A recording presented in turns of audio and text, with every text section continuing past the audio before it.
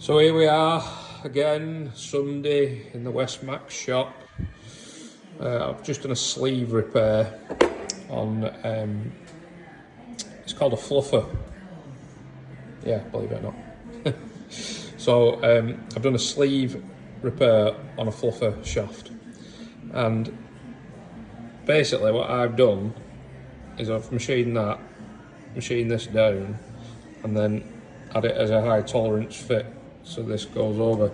I find this personally is a much better repair than like welding the shaft up, especially if it's like 30 or 40 mil. You're banging a load of heat into a shaft, depending on the speed of the shaft. You know, if it's going 6,000-7,000 RPM, there's no way you can say that that shaft hasn't had a bit of distortion in it. So we've started doing these sleeve repairs, and I'll tell you what, they're a lot better. I've got to cut a groove for the circlip. I've got to machine the end off this one, but more Sunday working in the shop on my own. Get them paws. Anyway, it's been emotional. Bye.